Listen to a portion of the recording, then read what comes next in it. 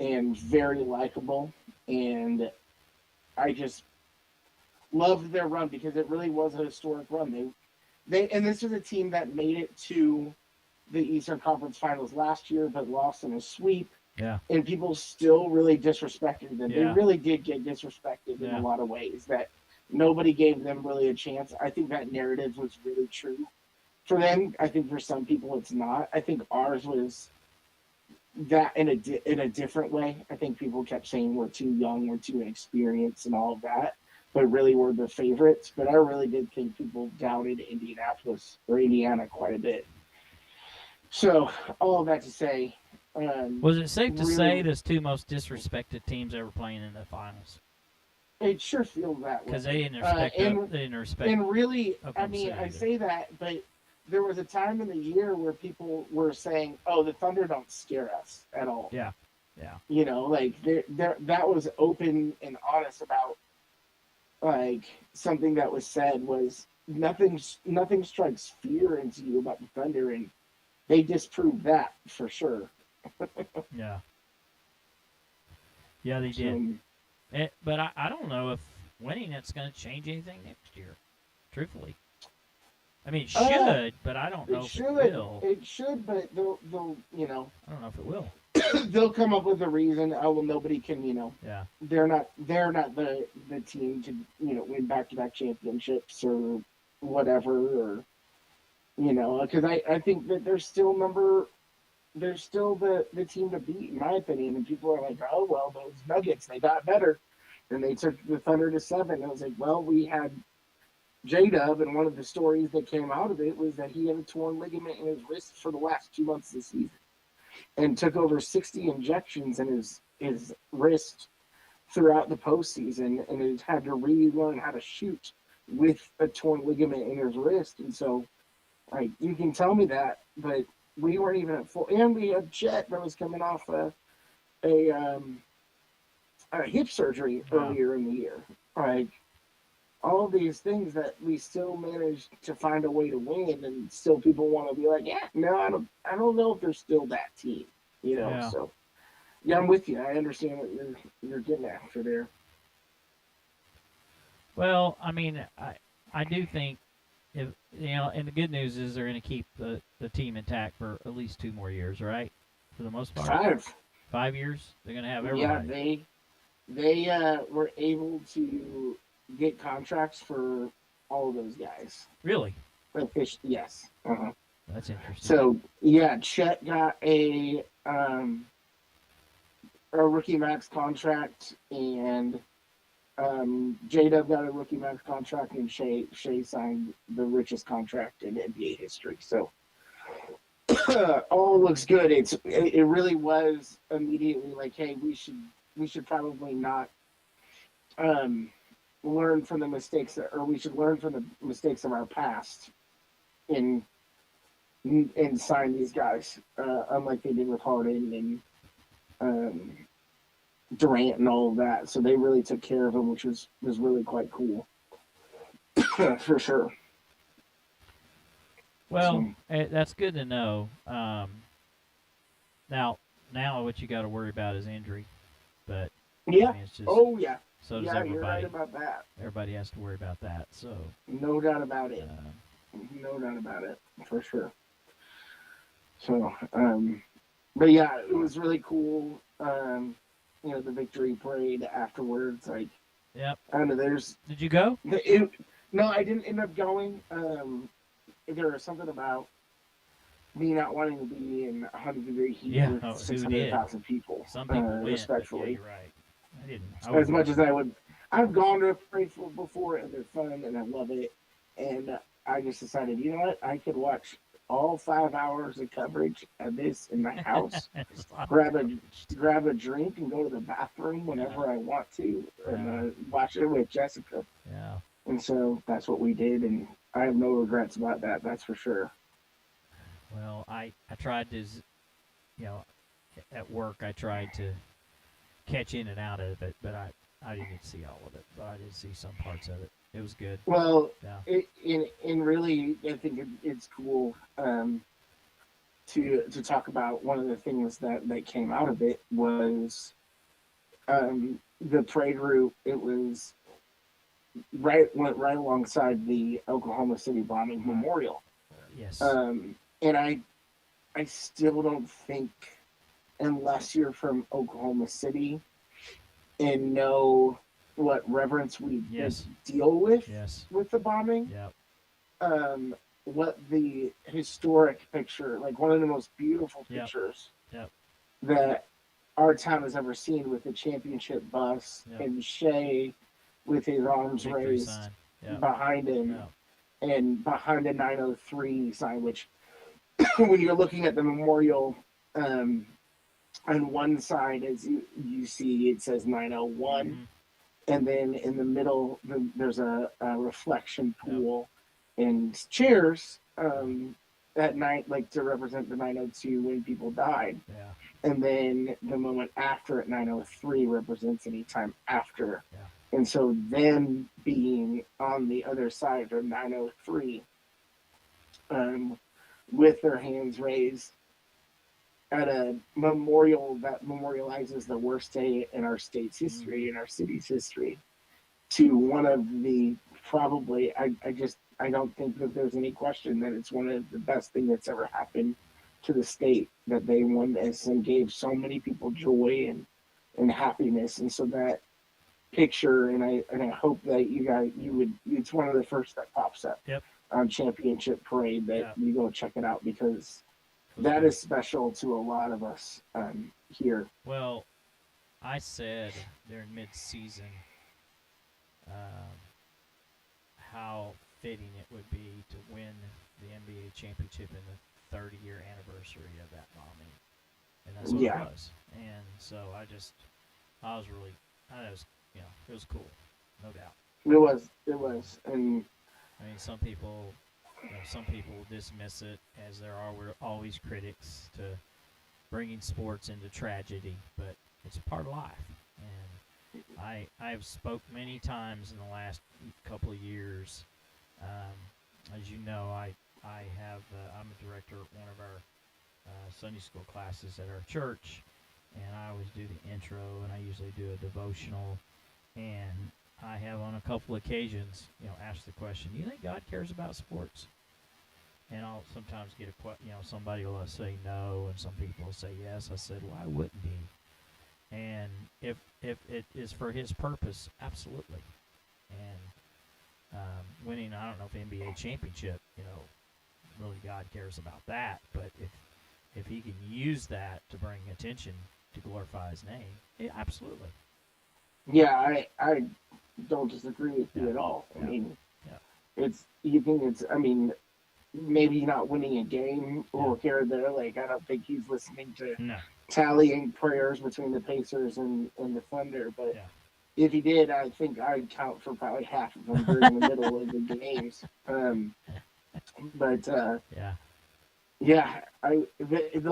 Especially Game 7 and Game 6.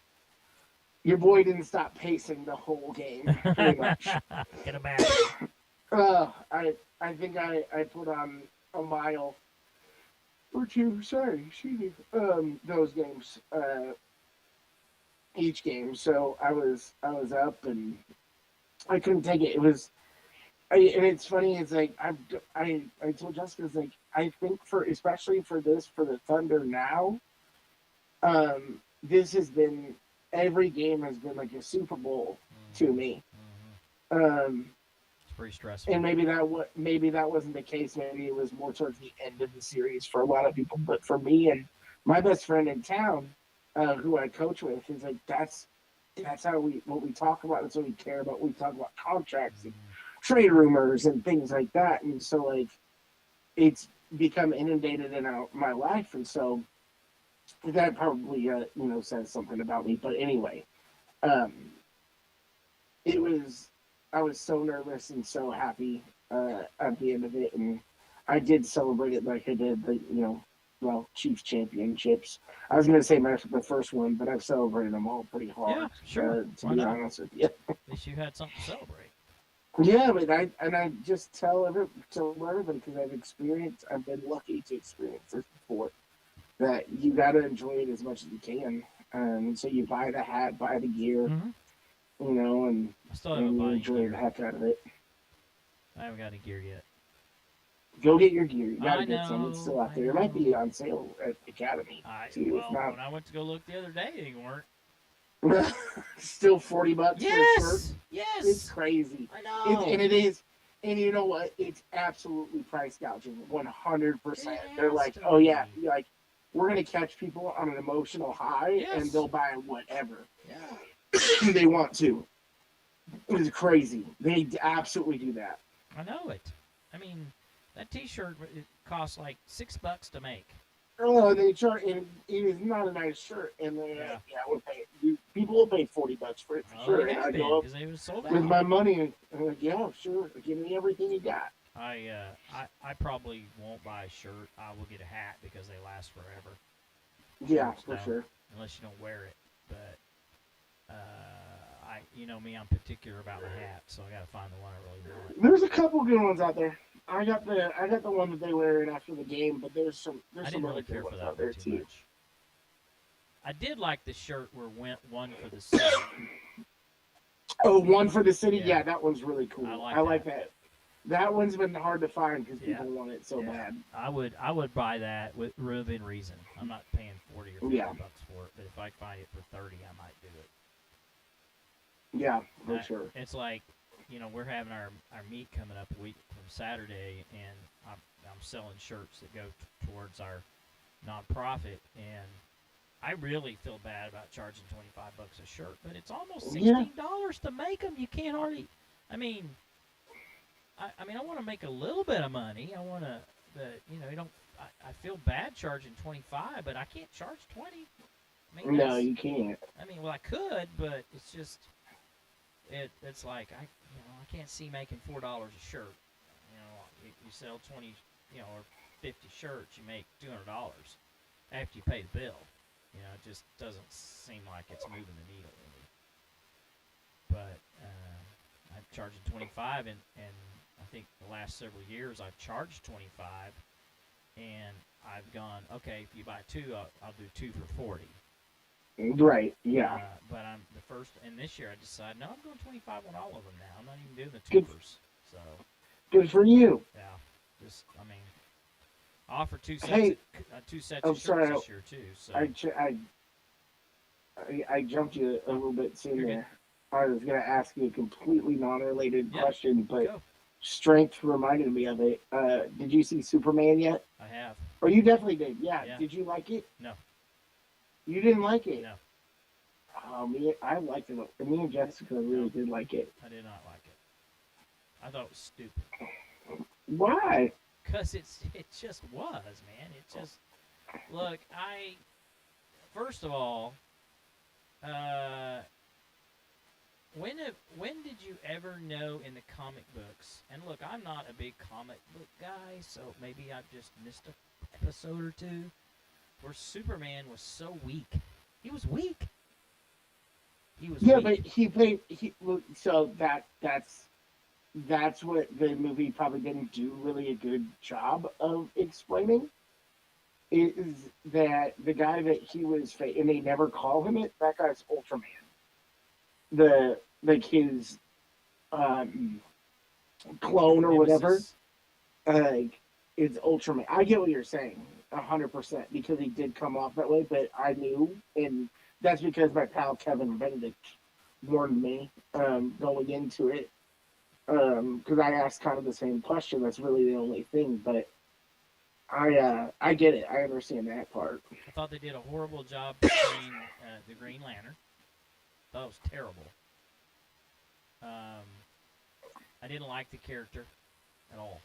Superman, I like the character, and I'll just tell you that I was there with a few people, and I won't divulge any names, but one of them, and you'll probably know who I'm talking about when I say it, one of them looked over at his son and said, I don't think we better bring the boys to this. And, interesting. And the son said, I think you're right. And I looked at him and I said, I'm starting to question while I'm here. And he goes, no kidding. And it just... That's... But I will say that it it gained a little bit of momentum at the end. It didn't make me just think, well, that was a complete waste of money. But if I could have not gone and not missed anything. I think. Well, I mean, that's interesting because Jessica and I enjoyed it, and the people that I've talked to did like it, and it's got decent reviews, but also Crypto stole the show in that whole thing. The dog. Yeah, the dog was great. I love the dog. Yeah. We love the dog all the way through. And it's modeled after James Gunn, the director of his dog. Which I didn't know that until after that he adopted his dog in a hoarding situation. Yeah. And we hadn't been around people very much, and so when he first got out the house, he just tore apart everything and was completely psycho like Crypto was. He was a menace in the whole movie. So that was kind of fun. Flicksters has it as 92, which surprises me, and the critics have it at 84. Yeah, it's 4.0 on 4 out of 5 stars by Letterboxd folks, and that really doesn't happen. People, I think I think I gave it 3.5 stars. I didn't like it as much as Thunderbolts. I really enjoyed Thunderbolts. Yeah, I like Thunderbolts better than Superman for sure. Yeah, I like Thunderbolts better, definitely.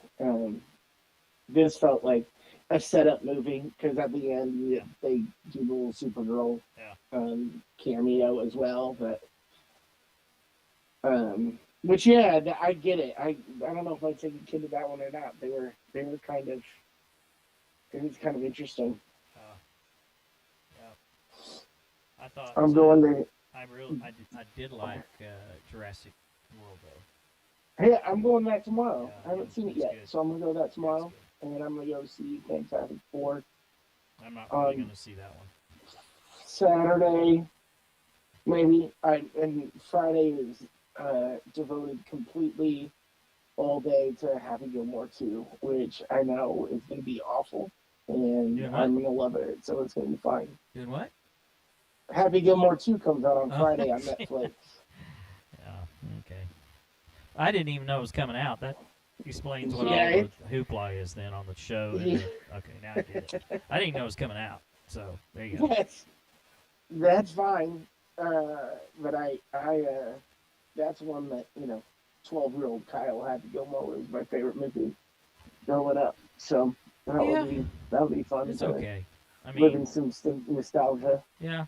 I mean, there's one, I saw a preview that was kind of a comedy thing, and now I can't even remember what it was. It's coming out. Can't remember it now. My boy Travis Kelce makes an appearance in Happy Gilmore too, so I got to, well, good for him. Support that. Good for him.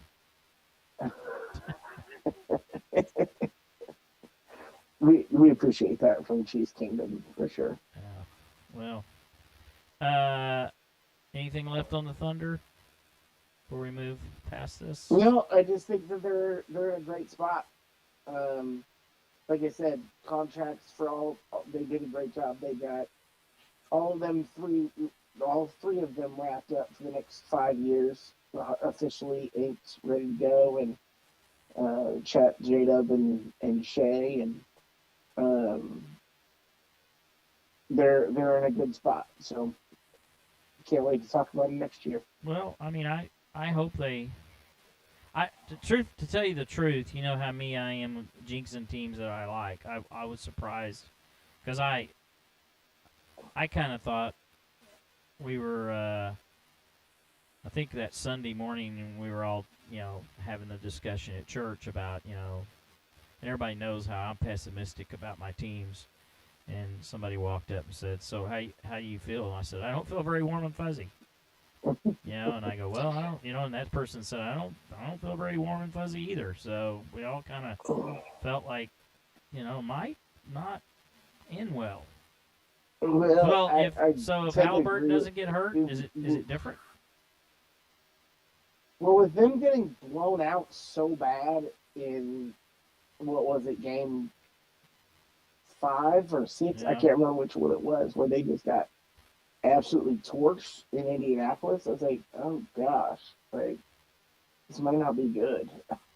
So I was with you, not feeling warm and fuzzy for sure. Oh yeah, it was Game 6 because we had a closeout game and they just got Yeah, you blew absolutely them out. demolished.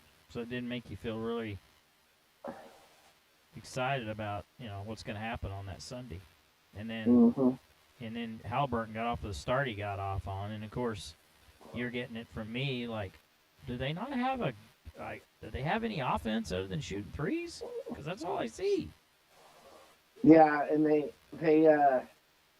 well, now you find out that the reason why J-Dub was one of their biggest contributors from three and he had torn wrist, so Yeah. that was one of your answers. But and it's funny because I was going back and watching some regular season games, like we didn't miss, and then in the playoffs, just like we couldn't make a shot from three. So yeah, oh, there's my dog. So, I hear him. Sorry, I hear him. Oh, yep. you did. She sees another. She sees another dog. So of course, is that Sadie? yep, Yeah. she's a guard dog. Yeah. She tried. She tried to go. One of my friends is does my yard, and she got out and tried to chase him down the other day, and he blew her with the leaf blower, and she stopped and ran back inside. So that's pretty funny.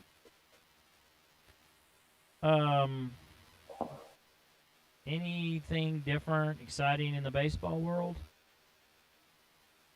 The All-Star game ended last week. Yeah. Um, in a really interesting way, they were tied going in the bottom of the ninth, and like back in oh gosh, was it 2004 when there was a tie in the All-Star game? They played 16 innings and all that, or 14 innings. And they called it. Called the game a tie. They changed the rules to make sure that didn't happen again, and so they got to a tie, and so they had a mini home run derby basically, and so they called it a swing off, and so they had three guys from each team that if they could get the most home runs on three swings, that team won. So Kyle Schwarber ended up helping the National League win, so that was pretty fun. But other than that, it's baseball, so it's a forever long season. Yeah. And it never ends. Who's the best team right now? Dodgers. Okay. Still. Okay. Phillies are playing good ball for sure. Yankees are playing good ball. So kind of the normal suspects. Cubs are playing good ball, but the Royals beat them today. I watched that game. I just kind of been following the Royals, and because that's what my dad follows, and so we talk about them all the time. So was able to go to a game at the beginning of the summer. That was really quite a good time. They won in a walk-off. So that was cool. And then they got a hit and run accident after the game, so that was less fun. Of course. Well, just for kicks and giggles, I thought I'd go look and see how much tickets were for Cowboys-Chiefs on Thanksgiving Day. Would you like to take a gander at how much they are? $6.50 to get in the building is giving you, I guess. I saw $7. Oh my gosh, I was close. That ain't worth it, man. No. Not to me. No. Like, to me, again, it's going back to the same thing that we talked about. It's like, I'd rather not be around people, like that many people, at a game like that, and just be able to use my bathroom and eat my own food and get a better view on TV. So that's the thing for me too, is that I think football, more than anything, the best view is on TV, and it's not close. Oh yeah, of course, it is. You're missing out on the, and look, I'm not defending being in the building, but it's not the same as being in the building either. But yeah, I get it. I mean, it's a different kind of experience. I don't know if it's better to be at home, but it's different. It's probably less stressful. Biggest things that keeps me out of it is not, except for the price, is the coming and going. Oh yeah, yeah. It's the worst part because you got to get to the game 3 hours and then you got to leave. So 6 hours going and coming. So you got a It's a 9-hour lot. day. Because you gotta, if you take a bus from the hotel, they go 2 hours ahead of time usually. Yeah. And it takes you about 2 hours. I'm exaggerating a little bit. So let's call it 4 hours coming and going, and then 3 hours there. That's 7 hours. It's a long day. Yeah, it is. And if you live there, it's not so bad. You got to drive 4 hours to get to it, which in our case we would. That's a heck of a day. It's more than I want to deal with. Yeah. But it's always been one of my bucket list things. Go to Cowboys game on Thanksgiving Day. And now I don't really have anywhere to go on Thanksgiving Day. I thought, well, maybe. Yeah. But not for that price. Maybe we'll try to win tickets or something like that. Well, I'm gonna. I know some people. I know people, right? And you might know people or two. I don't know if I know. Well, I know the owners of the Chiefs. So if I wanted to. I don't know if I know them. I don't know if we're that good of friends or not, but no, I'm not either. I do know some people. Okay. My uncle knows some people. So, and then I have a friend who is the official DJ of their little pre-party, who was Shelby Jones's best friend. You know who Shelby is. Yes, absolutely. So, maybe. Okay. Not that it will be free, but maybe, maybe we put our feelers out there in that way and see what happens. See what we can come up with. Because I can dig that. We can make it a weekend thing too, where we can go to the Gaylord and check out the ice sculpture thing, which is pretty cool. Have you ever done that? I've not done the one in Dallas. I did the one in Nashville. Okay, pretty cool. So yeah, it's cold. Great hotels. Yeah. Yep. At the Gaylord. Yep. No, I can't afford to stay at the Gaylord, but we can go over there and watch the ice. We can go see. Yeah. Fair enough. All right, so let's try so next week we're creeping up on the 11th hour here for us. I could do a show next week, but I got the meet the following Saturday. I need to kind of get my ducks in a row for that. So maybe in 2 weeks we plan on our NFL pre-show. Yeah, I'll write some things down and listen to some things and make sure I got 2 weeks from today. Free agency, all of that ready to go. So let's do that and for then sure. And then because the week after that Friday going back to Branson again, we were supposed to go over 4th of July and all this stuff with my mom, and we had to postpone our tickets. So we're going to try to go, and then. Gonna have to have the hip replaced, probably first week or second week of September. I can barely walk. Lord. Okay. Well, that's part of it's not over yet. Yeah. And then there's other stuff too. So, let me. Do you have devotion you can kick out? Yeah, I can pull one up for sure. A quick one.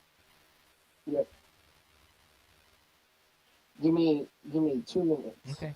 While you're doing that, I'll tell people more about, and then I can promote our meet coming up. So, August 2nd, which is a week from Saturday, is the 10th annual Iron Sharpens Iron Powerlifting Championships. It's sponsored by Team Black Mentorship, and it's a nonprofit mentoring organization for kids. It's a 501c3. And it is the primary fundraiser for our events that we do throughout the year, sponsoring kids to go to nationals, equipment, the contests, those kind of things. We are looking at about 50 competitors. The good news is the quality of lifting this year. I think we've got about 6 or 7 American record holders that will be in this meet. All of them, except maybe one, are teenagers, and a couple of them are really young, like 13, 14-year-olds that hold American records. and there's a good group of them are trying to get qualified for high school nationals in the next spring, and so this is an official qualifier. We're excited. One of the guests on our show, the last show we did in June, Troy Marsh, will be competing. He is an American record holder. Now, he's older than the high school level, but he's an open lifter, which means they're outside the age division. So let's just put it this way. He's older than 22, and he's younger than 33, if that makes any sense. So, and it's open to the public. So it'll be at the Strength Factory Gym, 6415 North Meridian in Oklahoma City. The start time to come spectate is 9:30 a.m. I would suggest you get there early. It's limited seating. It is $20 a person, but you'll get to support some of the finest young lifters in the country, and it will be a really entertaining event. And if you don't know anything about powerlifting, it's basically an individual sport, but there's a lot of community involved in powerlifting, and there's a lot of support coming on from coaches and parents and friends, and it's kind of like, kind of going to a small setting. Think a boxing match or UFC. You don't have people, fighting each other, but you have a lot of yelling going on. It's sure. It's loud and fun, and the kids they put a lot of work in preparing for it, and it's amazing to keep.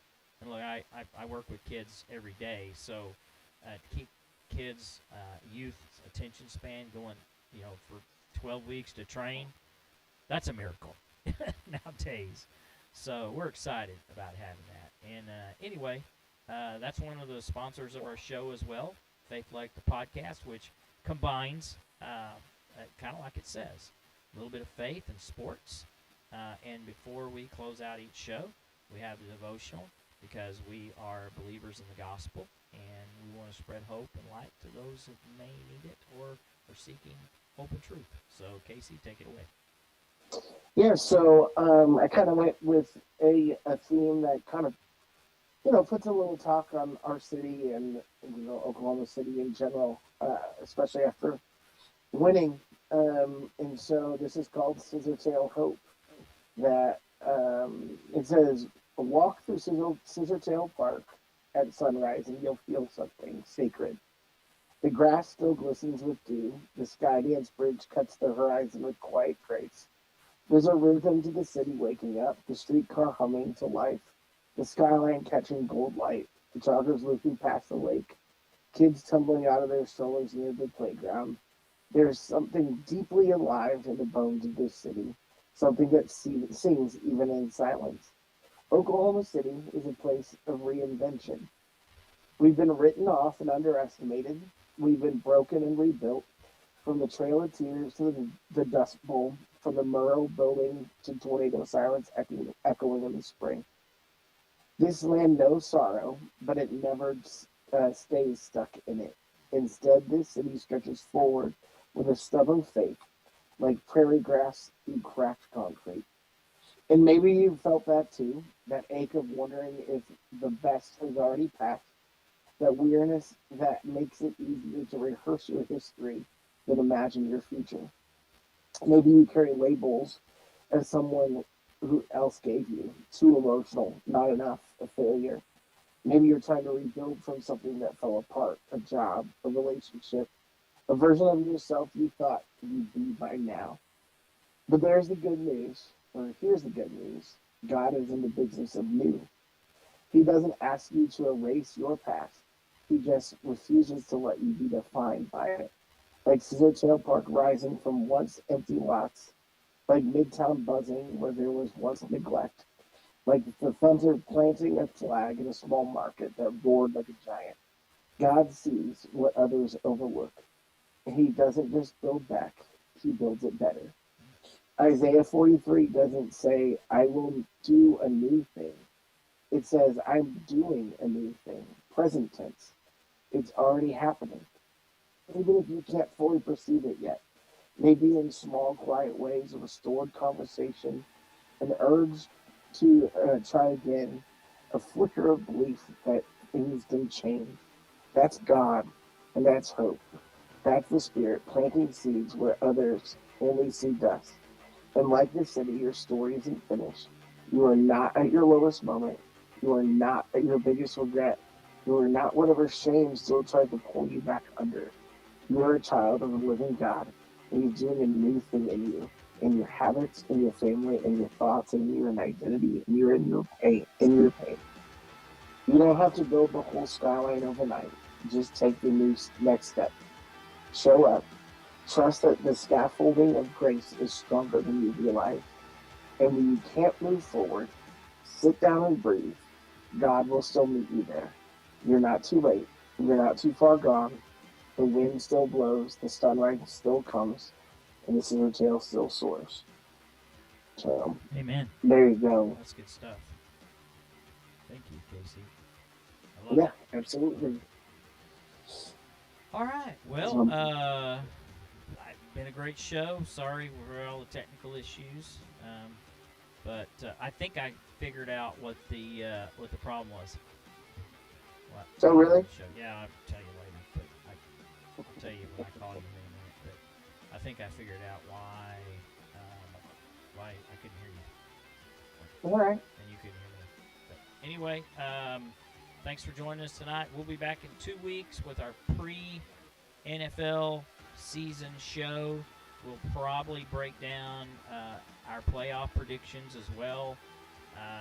It's very possible we may redo them before the season starts. We kind of do this every year. We have one kind of before preseason. Then as soon as preseason's over with, we kind of go, okay, these people have been hurt, and these people don't look so great, and people got traded or whatever. And so we revamp them a bit. And we might very well, because I have them down here in the drawer, might very well review last year's while we're at it. So it's going to be a big show. Big show. All right. I love it. I'm Coach, and I'm with Casey. And we are Faithletic The Podcast. Have a good night. Thanks for joining us.